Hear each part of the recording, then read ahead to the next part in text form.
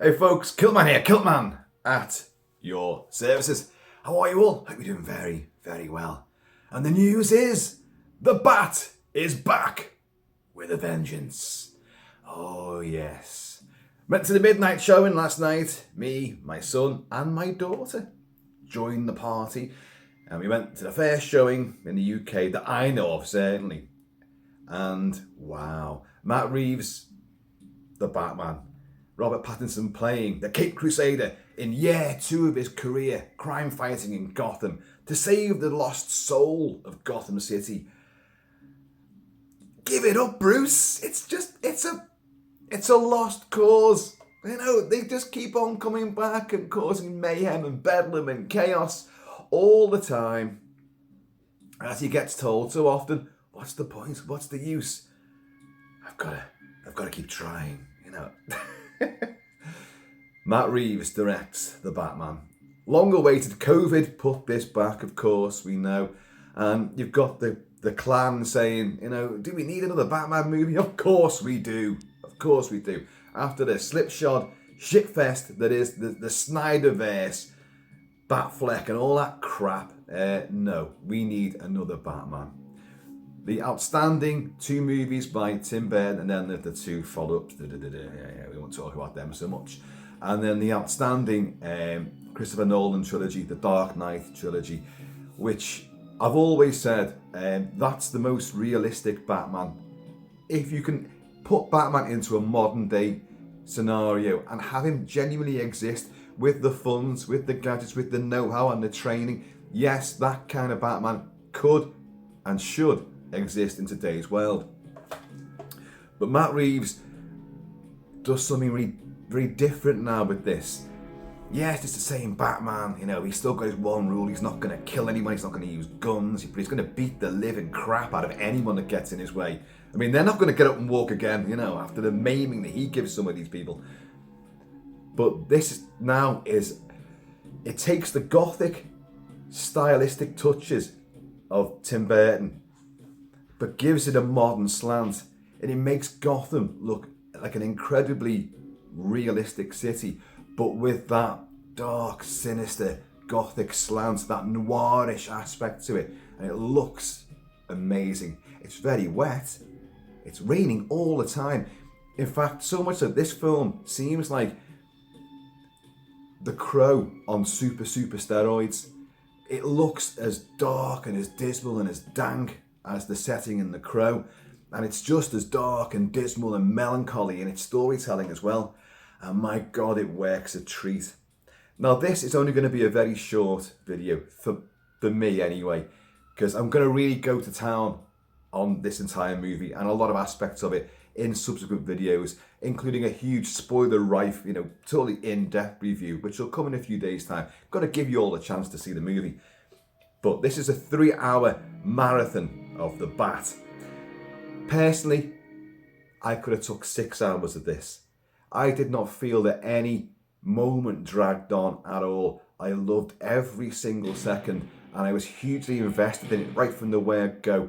And here's the crucial thing, folks. You are dropped into this story at the start. You've got no horrible backstories and histories and origins. You don't get any of that. You don't need it. We know who this guy is. We know who Alfred is. We know well, he's not commissioner at the moment, but Jim Gordon, we know all of this. This is year 2 of the Bat and his crusade. So he's already a known commodity. The Bat symbol's up in the sky. And we get Catwoman, Selina Kyle, which is introduced. But again, it's not complicated. It's just, we know who these characters are. We know what they're capable of doing. We know the main thrust of the story. We know who all the bad guys are. And there's loads in here as well. And it's setting up the world for a Gotham, for a new trilogy of movies. Now we know there's no spoilers there. We know this is meant to be a trilogy. And boy, do we get the beginning of the world building. The foundations are laid here and they're exquisitely well done. This is a film that's marvellously well played, marvellously paced, and for the first time ever, we've got Batman, the great detective, the greatest detective. That's what the comic books always strove to put forward. He had a very deductive brain. He knew he could plot and scheme and unravel other people's plots and schemes. All these clues and puzzles, he could put them together. He had a clinical forensic brain.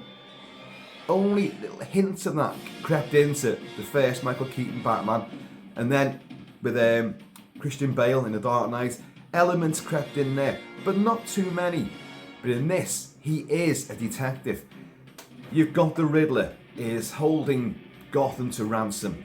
He's got a stranglehold on it. He's threatening to expose the real seedy, sleazy underbelly of what was meant to be a grand legacy, a renewal of the shit fest that is Gotham, the sleaze pit. It's all going to be great, made great, but he knows, no, it can't be, because of all the people involved in it. They're dirty, and I'm going to expose this all, but I'm going to do it via violent means. So much of the film plays out like a horror movie, like Seven, like Zodiac, and those influences are really there, writ large, and they work. The Riddler is a terrifying new sort of incarnation. The things he does to people are not very nice, and the clues he leaves, which are directed at the Batman, they're personalised. The Batman gets the clues, but gradually, as the film's narrative begins to unfold and unravel, there's a highly personal angle about this. There's a prime directive which is totally linked towards Batman and possibly Bruce Wayne. So, the action is great. The settings are fabulous. Loads of Liverpool locations, and I could have gone to watch this being filmed. I said at the time, it's just being filmed down there. I could go there. And it's great. I'm really going to show you some of these locations at some point in another video. But the Royal Liver Building is used fantastically, and that's where I met Mrs. Kiltman, working on the 5th floor of the Royal Liver Building. So there's a lot of personal affection and nostalgia in this movie. Plus, so many of the sequences where the bat signal is, where that emanates from, and the meeting place for Batman and Jim Gordon, it's overlooking a great big CG vista of the other side of the river, and that river is the Mersey, and the other side which you're looking at is where I live. So when I get the Blu-ray of this and the UHD, I'm going to be studying, and I'm going to be able to pinpoint exactly where the Kilt Mansion actually resides, in the extent, the further reaches of those shots, of which there are plenty. The action, the great big car chase with the Batmobile, the souped up, sort of almost Mad Max black on black V8 Interceptor, that's how it looks. That is tremendous. The fighting, there's tons of it. All the other characters in there, you've got the Penguin, an unrecognisable Colin Farrell, who in one great shot, which you've got to look out for, he does waddle like a penguin, and it's a great. If you catch it, it'll bring the house down. It's hysterical. But this is not a particularly funny movie. No. This is dark. It's sinister. It's foreboding. It's full of melancholy. It's full of set pieces which build upon each other. Build. As each new clue gets unraveled, and Batman and ourselves think we're getting closer to the real secret, and then there's another unfolding revelation. Oh my God, it just goes on, and then builds to a huge climactic battle. You know, that's all I'm going to say. So you've got, this movie is a detective noir. It's a serial killer horror, psychotic thriller, and you've got superheroics as well. A roster of terrific characters, a thunderously great score by Michael Giacchino. You're hearing bits of it now. And the main Batman theme is fabulous. It's so simplistic. I defy anyone to walk out of the cinema without going dun dun dun dun dun dun dun dun for days afterwards. I loved every second of this. Pattinson nails the role of Batman. He looks incredible. And another great thing about this movie is that 90% of the time he's in the Bat costume. Rather than you saw very little of Christian Bale in the Bat suit throughout the entire trilogy. They were great sequences when he was, but he invested as much into the Bruce Wayne side of things. Now, people aren't going to detract from Pattinson's performance, because when he's Bruce Wayne, there really isn't a difference. The duality isn't there. He's pretty much Batman all the time. Brooding, intense. He doesn't even pretend to give a charade of being the playboy philanthropist of Gotham. That side hasn't come out yet, but they're trying to tease it out, trying to give him a reason to invest in the Bruce Wayne character. Now, I get that, but people are going to say, well, he's just playing Batman. There's no Bruce Wayne to it. And admittedly, there's not a great deal of scenes where Bruce Wayne is Bruce Wayne, like without the cowl and the cape. But when he does, there's still a sense of tragedy and a haunted quality, which Batman has to have. That's no cliche. You can't say, oh, they're doing that again. That's an essential side of his character. He is a dark, tragic, flawed, very haunted character. And he'll never get redemption. That's the other great thing about this character, where it's ongoing and can be told and told and told and retold again and again and again. Because it'll never end for him. His crusade to save Gotham it's in earnest. He'll never succeed, he'll never win, but he'll keep on fighting and we'll keep on watching. But Pattinson is majestic. Most of the shots of him in the costume and his eyes beaming out, his beaming laser blue eyes, they are exactly like the comic strip panels of all the best graphic novels. And this takes on The Long Halloween and Hush, not directly, but in its methodology and its storytelling and its constant detective unraveling of clues, and then set pieces and the mystery deepening and thickening and more people being brought into it. It's very, very similar in style to The Long Halloween, which is the greatest Batman story ever told. I'm getting all excited. And that is a great thing as well. I deliberately did not hype this movie up. All the couple of years we knew about it coming in and being filmed, and then COVID and all that, and then we knew it was coming out, I deliberately stayed away from this because I knew the effect it would have on me. And I've been so burned by so many films I've hyped up and looked forward to over the last couple of years. This delivered on all counts. I can't think of anything that detracted from it at all. Nothing. I loved every goddamn second of it. It was saturated. It was so immersive. You were there. Just Batman walking through crowds of police officers at crime scenes, and they're all looking at him, and he'd be strutting through them, big, intimidating, and his eyes, he'd sort of be looking with distrust at these men. Only Jim Gordon. It was fabulous. Again, all the cast are fabulous. Jeffrey Wright owns everything he's ever been in, and he's terrific as Jim Gordon here.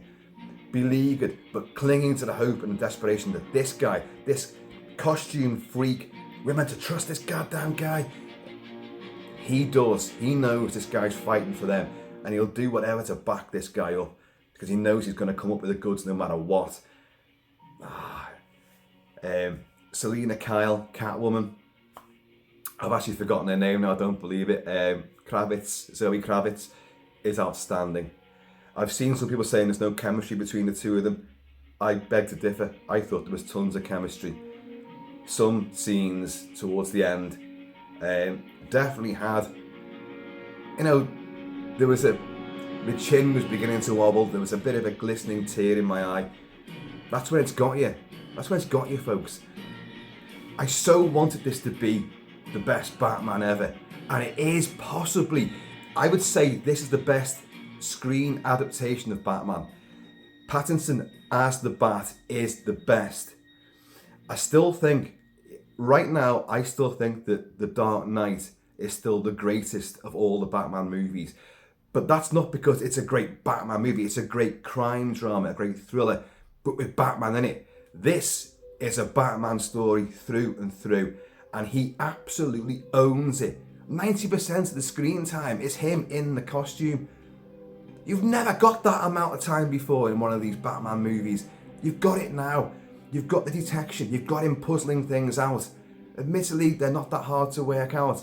So please, don't do what I did. I was sitting there every time there was a new letter, a new note to the Batman, and a new riddle. I was going, I was nailing it myself. And Don't do that, folks. Don't do that. Let it just wash over you. John Turturro as Carmine Falcone. Oh my God. All these names, Sal Marino, all these names that we used to conjure with when we were fans of Batman comics. All these different gangsters and, people who would become supervillains. Well, they're all here. They're all here. And as I say, Colin Farrell as the Penguin. Sweet Jesus, absolutely unrecognisable. But this great voice that he puts across as well. But John Turturro has a lot of backstory to give.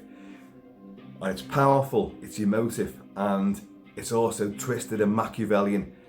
All the best Bat stories have a Machiavellian edge to them. It's all deception, it's all decoy. You've got to get through all these veils of subterfuge and mystery to finally find the real truth, who's really behind it all. And then sadly, what always tends to be the case, when the truth is unveiled, it's even more damaging than before, and it only opens the door to even more horror and tragedy to come. And in our case, more great Bat movies and Bat stories. Folks, I loved this movie. Is exactly what I hoped it'd be. It's the best Bat you've seen on screen. And everyone was quoting that after all the press screenings and all the YouTubers who got invited to all these showings. I wasn't one of them. God damn you all. They were all saying, this is the best Bat ever. You're always going to remember this as being the best Batman. And I thought, hyperbole and all that kind of stuff. No, they're absolutely right. They are. It might not be the best Batman film. I still cling to The Dark Knight. But it is the best Batman on screen. And folks, that's been a long time coming. We've had so many different incarnations and different takes on it. They've all been fun to a degree, of course they have. But this is the one that captures the guy in all the best comic books and graphic novels. That personality is in this movie. Throughout almost 3 hours of running time, it's there. It's absolutely majestic. I absolutely envy all of you who haven't seen it yet, because you're going to go into this and it's going to blow you away. I've now seen it and I got blown away by it. I was going to do a review when we first came out the cinema, but that was like almost 4 o'clock in the morning. And I thought, don't do it, because you're going to just be like, absolutely best, the best. Wow, oh my God. And that you're not going to get any semblance of sense out of that other than just basic fanboy euphoria. Now, I've slept on it, only a few meagre hours, of course. But that buzz is still literally coursing through my veins. I'll tell you something else as well. I always love the villains more than Batman. Like the Joker, like the Penguin, like the Riddler, Bane. I love all of these guys more. So I have not got a Batman costume. I've not even got a Batman cowl. I've got all the figures and all that, but I've got masks and all the costumes of Bane and the Joker and the Riddler. I've got all this kind of stuff. And they're the ones I've always wanted to be. This is the first time I've come out of a Batman movie and I thought, I want to put the bat suit on. I've never felt that before. I've always been with the hero, of course, the Dark Knight, but I've never actually wanted to walk around dressed as that. Now I do, genuinely do. I know that sounds ridiculous, but that's how much I loved Pattinson's incarnation of this character, this iconic character. Absolutely brilliant. Matt Reeves, again, the direction is totally solid, there's lots of nuance, there's lots of flair to it. There's lots of elements where it could have gone OTT and he manages to rein it back in. Some of the big action scenes, they are big, they are glorious, but in other people's hands, that would have gone on for another 5-10 minutes. And this is an exorbitant runtime. But I could happily have had more. We all agreed on that. The film could have gone on for another 3 hours, and I think he could have maintained it. Folks, I'm not going to say anything more. You know who's in this. And, as the Riddler, Paul Dano is outstanding. Sorry, I may not have mentioned that before, but he is outstanding. Again, it's a different personality, it's a different take on an iconic rogue from the Batman pantheon of villainy. But he's put his stamp on it. and I love it, adore it. It's clever. Some people have been denouncing the YouTube and streaming sort of. He's appealing to a certain crowd, a certain demographic, and he's using the tools of streaming and TikTok and all that kind of bullshittery. Says the guy who's now on YouTube. But I love it. It's how he's affecting certain people. He's using the tricks and the tropes of the modern world, the modern media, how to gain access to a greater following. Of course he's going to use that. It makes perfect sense. And even with that, and the sort of neo-noir, darkened, drizzle-infested, swampland that is, this urban decay of Gotham, it still works. Some of the best scenes in this movie are literally just Batman striding through crowds of people, or Batman just looking off center at something or someone, working out a clue, a sudden realization. You've just got the square jaw and those eyes and the iconic ears and the cowl. How can someone emote so much of stoicism and yet revelation and dark dawning of realization just with that simple visage? Pattinson does it. He does it. Bale did it. Pattinson does it even more, I would say. Even more. And it gets you. It really, really gets you going. There's a great convoluted plot, and you're with every second of that. All the new clues, the new unveilings, the new vile things that the Riddler does, and we're privy to it. And he puts it out there so the world can see. It's more horrific. There's real-time chaos as well. It is fabulous stuff. It's a real feat of undertaking, which Matt Reeves, Pattinson and co have excelled at. Andy Serkis as Alfred. I think we could have done with slightly more of him. Slightly. What you get is great, and you get the relationship between them, and you get revelations as well. Of course you do. You'd expect that. I think I probably would say, now I'm really reflecting on it, I would have liked just maybe one more scene with Andy Serkis in as Alfred. Because what you get is powerful and good. But one more would have just capped it off. Folks, The Batman is out there now. I urge you to go and see it. I urge you. I can't wait to see it again. And I'll be back with a lot more on The Batman. Folks, I have been another Shelby Kiltman. Please keep it kilted, keep it Celtic. And I am going to see you all in a Batcave near you soon. Later.